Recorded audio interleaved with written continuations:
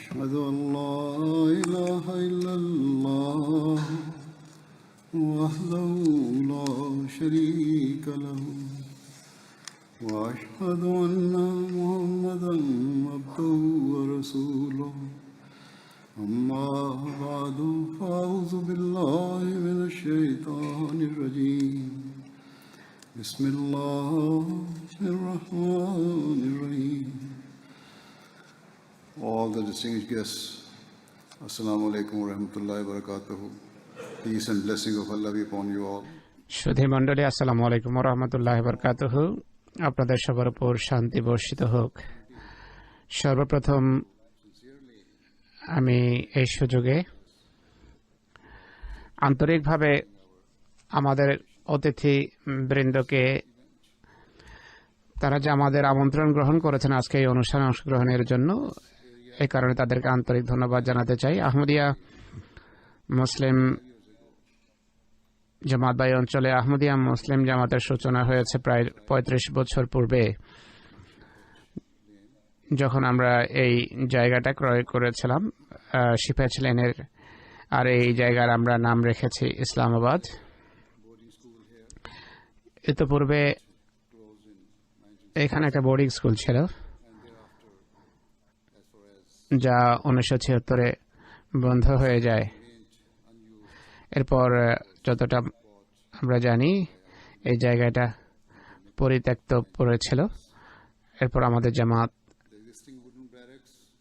1980 সনের মাঝামাঝি সময়টি ক্রয় করে। তখন এখানে যে কাঠের ব্যারাকস ছিল, যেগুলো ক্লাস হিসেবে এবং ডরমেটরি হিসেবে ব্যবহৃত হতো,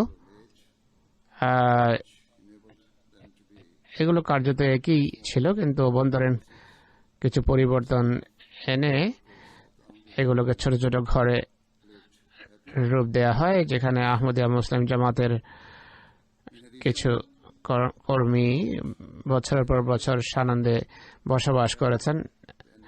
একই সাথে প্রায় 20 বছর আমরা আহমদিয়া মুসলিম জামাতের জলসা এখানেই অনুষ্ঠিত করেছি। এই জলসায় হাজার হাজার আহমদি বিশ্বের বিভিন্ন অঞ্চল থেকে এখানে এসে যোগদান করতেন। 2005-এর পর আমাদের জলসা অন্য জায়গায় স্থানান্তরিত হয়, কেননা এই জায়গাটা ছোট হয়ে যায় আমাদের সংকুলনের জন্য। এখানে ট্রাফিক এবং পার্কিংয়ের সমস্যা হচ্ছিল, যা স্থানীয় জনগণের জীবনকে প্রভাবিত করে। সম্প্রতি আমরা আমাদের জলসা অল্টারনেট করছি। আমরা স্থানীয় কাউন্সিলের এবং স্থানীয় জনসাধারণের কাছে কৃতজ্ঞ যে তারা আমাদের প্রতি উদারতা প্রদর্শন করছেন এবং এই বিষয়ে তারা আমাদের সাথে সহযোগিতা করছেন। যাই হোক, এটি আমার পক্ষ থেকে দায়িত্বে অবহেলা গণ্য হবে যদি আমি স্থানীয় জনগণ, এই এলাকার স্থানীয় জনগণ এবং কাউন্সিলকে ধন্যবাদ না জানাই, যারা আমাদেরকে আমাদের বার্ষিক জলসা করার অনুমতি দিয়েছে ইসলামাবাদে বছরের পর বছর। আর একই সাথে তারা 30টি আহমদি পরিবারকে এখানে বসবাসের অনুমতি দিয়েছে। এছাড়া স্থানীয় জনগণ সে সময় যদি কোনো সমস্যার সম্মুখীন হয়ে থাকে বা কোনো কষ্ট পেয়ে থাকে আমাদের জলসার কারণে বা অন্য কোনো কারণে, তাহলে আমি তাদের কাছে ক্ষমা চাইব। কিন্তু আমাদের উদ্দেশ্য কখনো এটি ছিল না, এটি নয়, কেননা সত্যিকার মুসলমানের দায়িত্ব হলো প্রতিবেশীদের যত্ন নেওয়া এবং সর্বাত্মক চেষ্টা করা যেন তাদের কোনোভাবে কোনো ক্ষতি না হয়। এরপর বর্তমান সময়ের দিকে ফিরে আসি। আমি আন্তরিক কৃতজ্ঞতা জানাতে চাই, ধন্যবাদ জানাতে চাই স্থানীয় জনগণকে এবং এই এলাকার স্থানীয় অধিবাসীদের, একই সাথে কাউন্সিল সদস্যদের প্রতিও আমি কৃতজ্ঞ, যারা অশেষ উদারতা প্রদর্শন করেছে, আর এটি প্রমাণ করেছে যে তারা সহনশীল এবং উন্মুক্ত মনা, যারা আমাদেরকে এই কমপ্লেক্সটির পুনর্নির্মাণের অনুমতি দিয়েছেন, যার ফলশ্রুতিতে আমরা এখানে খুব সুন্দর একটি মসজিদ নির্মাণ করতে সক্ষম হয়েছে এবং 30টি ঘর বানাতে পেরেছি। এছাড়া আমরা এখানে একটি বহুমুখী হলও বানিয়েছি, যেই হল স্থানীয় জনগণও তাদের বিভিন্ন অনুষ্ঠানের জন্য ব্যবহার করতে পারবে যখনই এটি খালি থাকে। এই পুনর্নির্মিত কমপ্লেক্সটি পূর্বের বিল্ডিং এর আদলেই বানানো হয়েছে, আর ছাদ ঢাকা জায়গা পূর্বের জায়গার সমানই। এটি এখন যেহেতু এটি এমনভাবে নির্মিত হয়েছে যার ফলে আমাদের জামাতের চাহিদা বা অভাব খুব সুন্দরভাবে মোচন হবে। আমি পুনরায় আন্তরিক ধন্যবাদ জানাবো স্থানীয় জনগণকে এবং কাউন্সিলকে, তাদের উদারতা, তাদের মহানুভবতা এবং এই ক্ষেত্রে বা এই প্রজেক্টের ক্ষেত্রে তাদের সহযোগিতার জন্য। আমি যেভাবে বলেছি যে আমাদের বার্ষিক জলসা এখন আর এখানে অনুষ্ঠিত হয় না, কিন্তু মসজিদের ধারণ ক্ষমতা অনুসারে নামাজিরা তাদের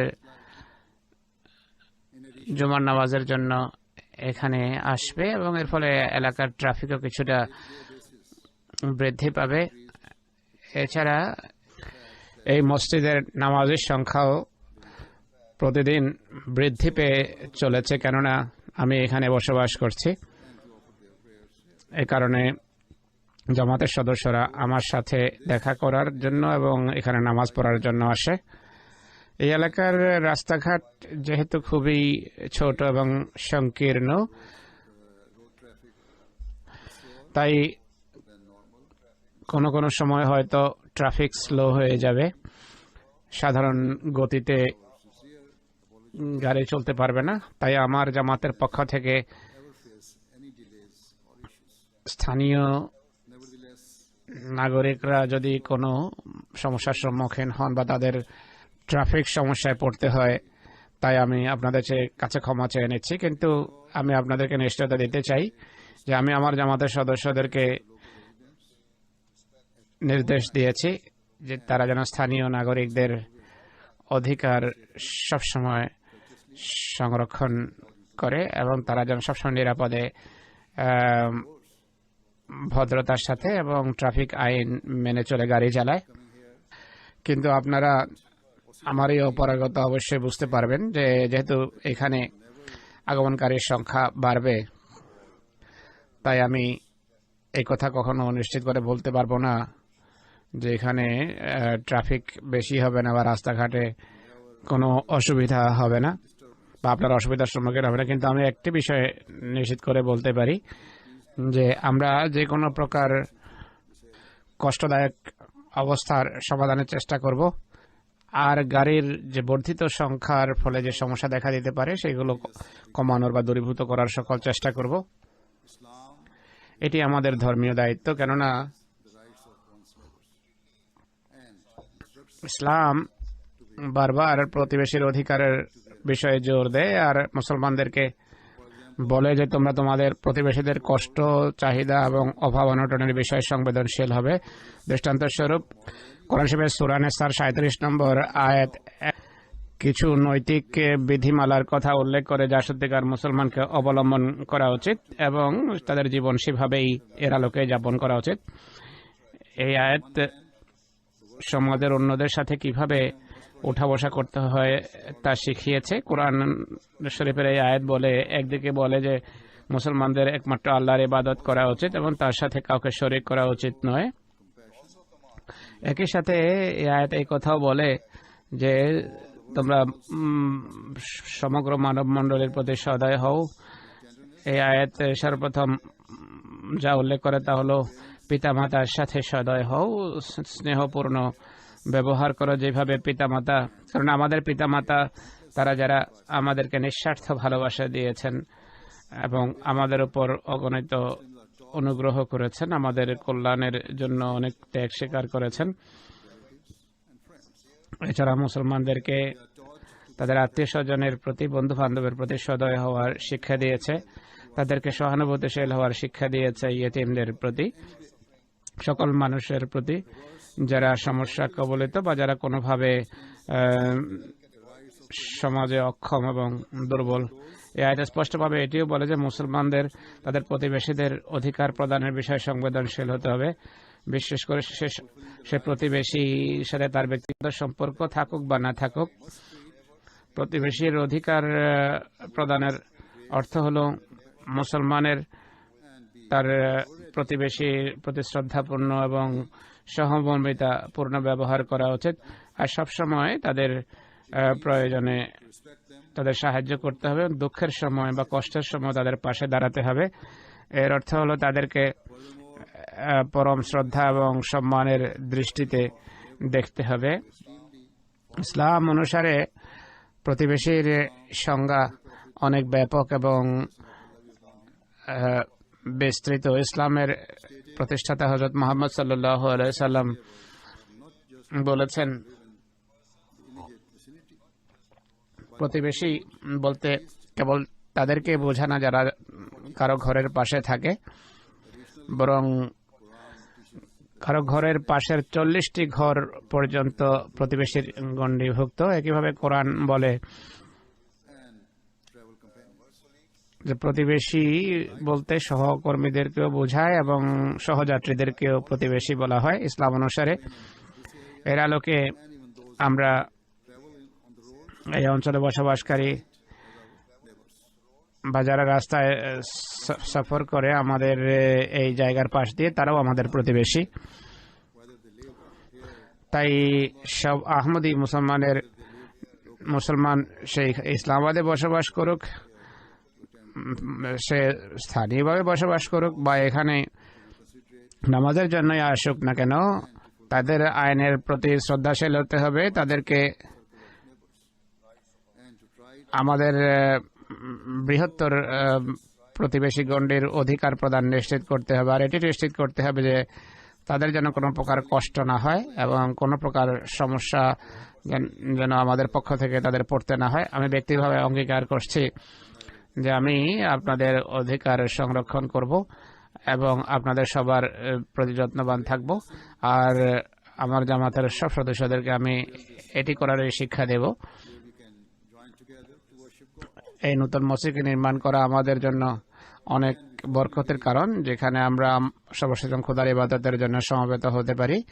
আর আমরা দৃঢ় বিশ্বাস রাখি যে মসজিদের উদ্বোধন আমাদেরকে পূর্বের চেয়ে অনেক বেশি মানবতার অধিকার প্রদানে বাধ্য করে বা শিক্ষা দেওয়া অনুপ্রাণিত করে। সত্যিকার অর্থে এটি আমাদের দৃঢ় বিশ্বাস যে মসজিদের প্রাপ্য, মসজিদ নির্মাণের প্রতি তখনই সুবিচার করতে পারবো, আল্লাহর অধিকার তখনই প্রদান করতে পারবো যদি আমরা মানুষের প্রাপ্য অধিকার প্রদান করি। আমাদের বিশ্বাসের দাবি হলো সর্বোত্তম নৈতিক আদর্শ এবং উত্তম আচরণ সবসময় প্রদর্শন করা। দৃষ্টান্তস্বরূপ কোরআন শরীফের সূরা বাকারার 84 নম্বর আয়াতে আল্লাহ তাআলা বলেন যে অন্যদের জন্য হৃদয় দ্বার উন্মুক্ত করো এবং তাদের প্রয়োজনের প্রতি সহানুভূতিশীল ও সংবেদনশীল হও। একজন আহমদী মুসলমান যদি এর চেয়ে নিম্নমানের হয় তাহলে সে বিশ্বাসের দাবি পূরণ করছে না। আল্লাহ তাআলা মুসলমানদেরকে নির্দেশ দিয়েছেন এবং বলেছেন যে তাদের শুধু মসজিদে ইবাদত করলেই চলবে না, বরং স্থানীয় জনসাধারণের তাদের সেবা করা উচিত আর তাদের সবসময় সাহায্য করার চেষ্টা করা উচিত। দৃষ্টান্তস্বরূপ আল্লাহ তাআলা বলেন, যারা মানব জাতির প্রতি নিজেদের দায়িত্ব পালন করে না তাদের ইবাদত অর্থহীন এবং তিনি কখনো তাদের ইবাদত গ্রহণ করবেন না। সার কথা হলো আল্লাহর ইবাদত করা আমাদের ধর্মীয় দায়িত্ব।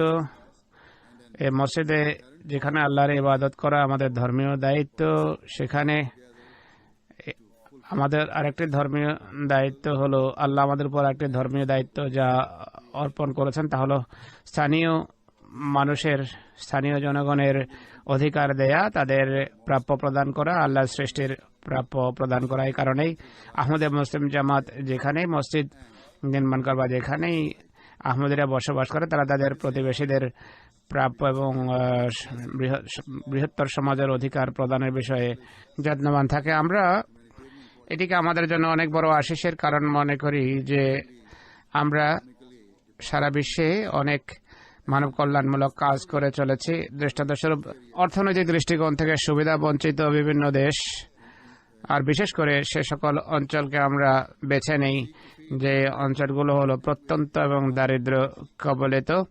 আমরা ক্ষুধার্ত লোকদের ক্ষুধা নিবারণের চেষ্টা করি এবং যারা দারিদ্র কবলিত তাদের দারিদ্র দূরীভূত করার চেষ্টা করি।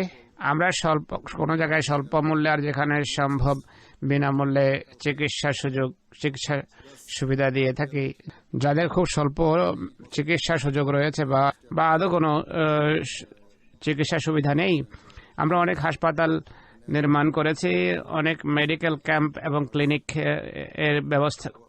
খুলেছি আফ্রিকা এবং পৃথিবীর অন্যান্য সুবিধা বঞ্চিত অঞ্চলে। এছাড়া আমরা প্রাইমারি এবং মাধ্যমিক স্কুলও খুলেছি উন্নয়নশীল বিশ্বে, যেখানে শিশুদের শিক্ষার সুযোগ দেয়া হচ্ছে যেন তারা শিক্ষা দীক্ষা পায় আর এমন জ্ঞান অর্জন করতে পারে যে জ্ঞানের ভিত্তিতে তারা দারিদ্র্যের অশুভ চক্র থেকে বেরিয়ে আসতে পারে, বা যারা সমাজের যে অসাম্য আছে সেই অসাম্য থেকে বেরিয়ে আসতে পারে, যে অসাম্যের তারা বংশ পরম্পরায় শিকার হয়ে আসছে। এছাড়া আমাদের জামাতের প্রকৌশলীরা রীতিমতো পৃথিবীর প্রত্যন্ত অঞ্চল সফর করে, সেখানে তারা নলকূপ সংস্থাপন করে বা কূপ খনন করে পানীয় জল বের করে। আমি ব্যক্তিগতভাবে আফ্রিকায় বসবাস করেছি। আমি নিজে চরম দারিদ্র দেখেছি আর স্থানীয় লোকদের অসহায়ত্ব সচক্ষে প্রত্যক্ষ করেছি। আমি স্কুলগামী শিশুদের প্রতিদিন মাথার উপর বড় বড় ঘোড়া এবং কলস নিয়ে পানির সন্ধানে সফর করতে দেখেছি। অনেকেই স্কুলে যেতে পারে না তাদের দায়িত্বের কারণে, অনেক শিশু স্কুলে যেতে পারে না দায়িত্বের কারণে, এবং এভাবে তারা পড়ালেখা করারও সুযোগ পায় না তাদের ভয়াবহ এই দারিদ্র্যের কারণে। আর অনেকেই স্কুলের পর অনেক কষ্টদায়ক সফর করে পানি আনার জন্য। তাদের এই ভয়াবহ দারিদ্র্যের মাঝে বা দারিদ্র্যের মুখে এবং তাদের কষ্টদায়ক যে জীবনের মান, সেই অবস্থায় তাদের চেহারায় আমরা যখন টিউবওয়েল সংস্থাপন করে দেই, সেই টিউবওয়েল থেকে যখন পানি বের হয় তখন তাদের চেহারায় যে আনন্দ এবং হাসি বিরাজ করে, যার ফলে সুন্দর পরিষ্কার পানি বের হয় এবং তা থেকে তারা নিজেরাও পান করে এবং পারিবারিক চাহিদাও এর ফলে পূরণ হয়। তাদের পরম আনন্দের কথা আপনি ভাবতেও পারবেন না যখন তারা তাদের ঘরের সামনে একটা ট্যাপ থেকে পানি বের হতে দেখে প্রথমবার। আমি এটি স্পষ্ট করতে চাই যে জামাতে আহমদিয়ার সকল মানব সেবামূলক বা ত্রাণমূলক কার্যক্রম যা আমরা পরিচালনা করি তা আমরা রং, ধর্ম এবং বর্ণের ঊর্ধ্বে থেকেই করে থাকি।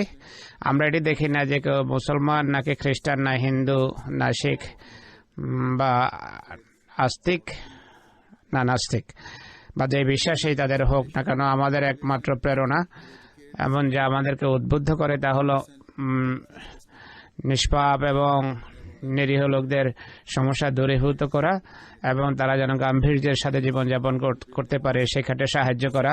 তাই আমরা যখনই কোনো মসজিদ নির্মাণ করি বা কেন্দ্র নির্মাণ করি, আমাদের সামনে থাকে মানব সেবা। আর এই চেতনা পূর্বের চেয়ে আমাদের বেশি উদ্বুদ্ধ করে।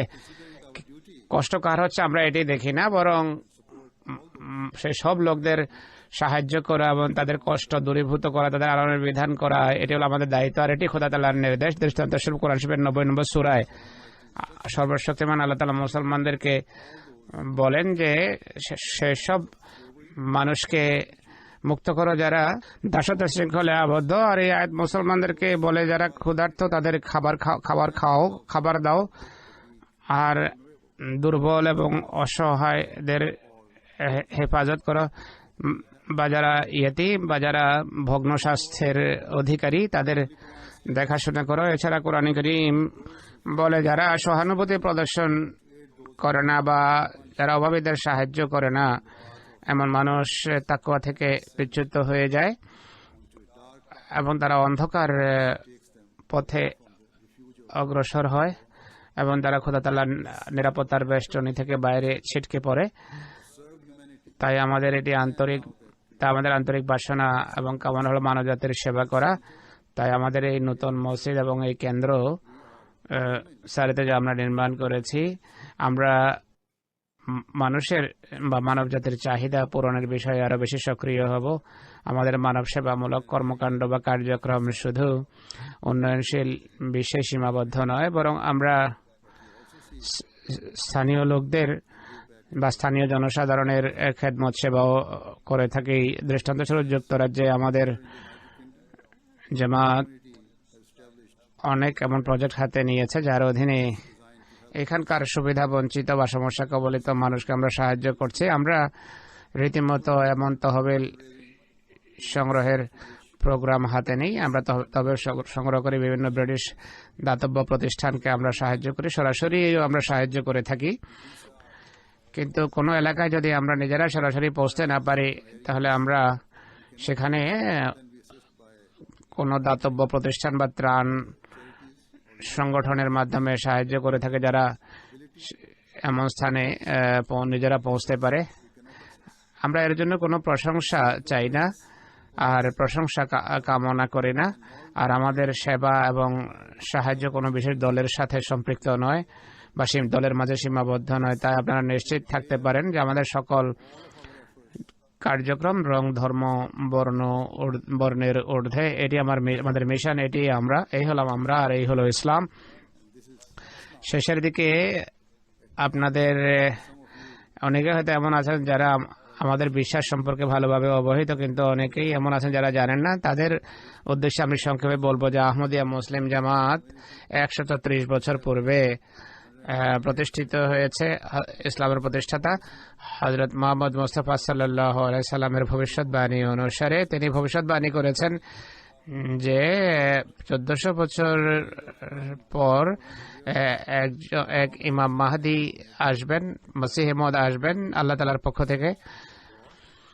তিনি আসবেন হযরত মুহাম্মদ সাল্লাল্লাহু আলাইহি ইসলামের অনুসারীদের মধ্য থেকে। তিনি ইসলামের সত্যিকার শান্তিপূর্ণ শিক্ষাকে পুনরুজ্জীবিত করবেন, পুনর্বহাল করবেন। আমরা আহমদীরা বিশ্বাস করি যে আহমদিয়া জামাতের প্রতিষ্ঠাতাকে আল্লাহ তাআলা পাঠিয়েছেন হযরত মুহাম্মদ সাল্লাল্লাহু আলাইহি ওয়াসাল্লামের ভবিষ্যৎবাণীর পূর্ণতা স্বরূপ। তিনি এই জামাতের ভিত্তি রেখেছেন 1889 সনে ভারতের একটা ছোট্ট গ্রামে এই জামাতের ভিত রচনা করেছেন। আর এই জামাত তখন থেকে ক্রমাগতভাবে উন্নতি করে চলেছে। আজকে আল্লাহ তাআলার ফজলে, সর্বশেষ আল্লাহর কৃপায় আহমদিয়া মুসলিম জামাত বিশ্বের 212টি দেশে বিস্তার লাভ করেছে। আমাদের সদস্যরা, আমাদের জামাতের সদস্যরা যেখানে থাকুক না কেন, তারা মসজিদ নির্মাণ এবং আল্লাহর ইবাদতের মাধ্যমে তার অধিকার প্রদানের চেষ্টা করে। আর একই সাথে তারা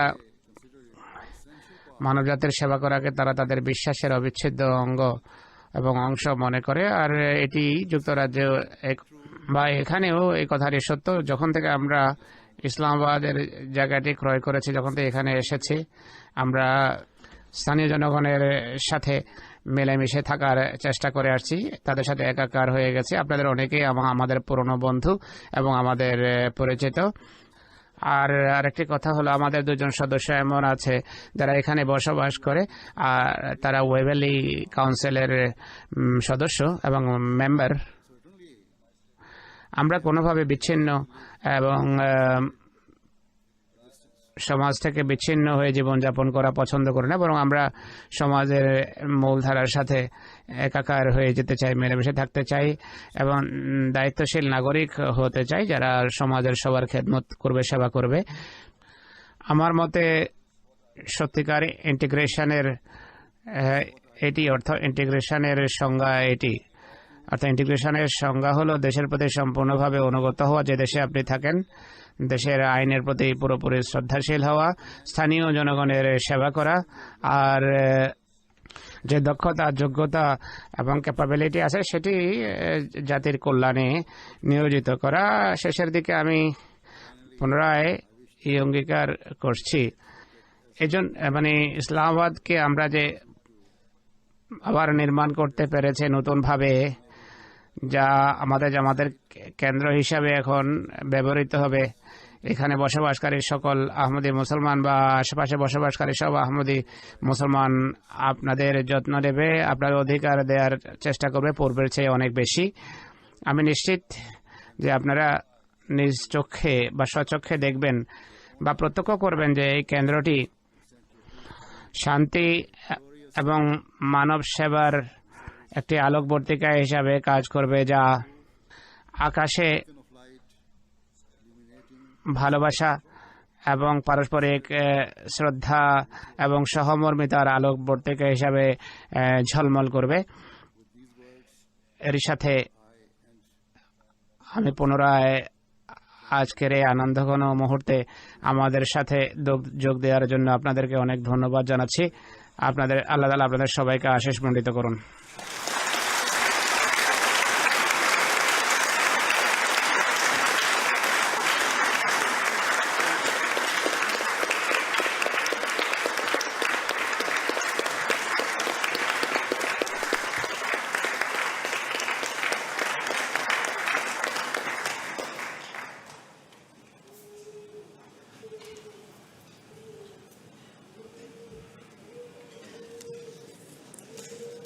In my acknowledgements, I also should have acknowledged the President আমি Member of Parliament for Ilford, and also সাংসদ মাইক গেটের উপস্থিতির কথা স্বীকার করবে। একই সাথে স্যার ডেভি, যিনি একজন সাংসদ, কিংস্টনের সাংসদ, তিনি এখানে এসেছেন।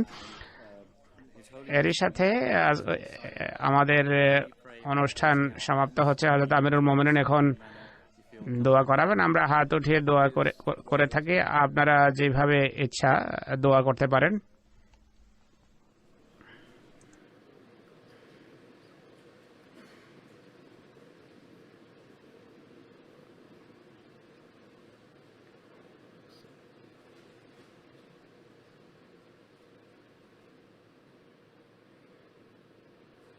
Ameen. It's just been the most awesome experience of my life. When you do this role, you get lots of things to do, and you go to things, you think, oh, I'm not sure what I'm going to expect, and today is one of them. It's just absolutely overwhelming. I said to Nigel earlier on, I'm not sure I'll sleep tonight because it'll all be buzzing around in my head. It's just been fantastic.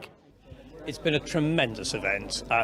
Beautiful to see the mosque and the new buildings, and filled with people, including lots of people from the neighbourhood who've come to celebrate and join in the pleasure of seeing this building completed and a further step in the Ahmadi community's presence here.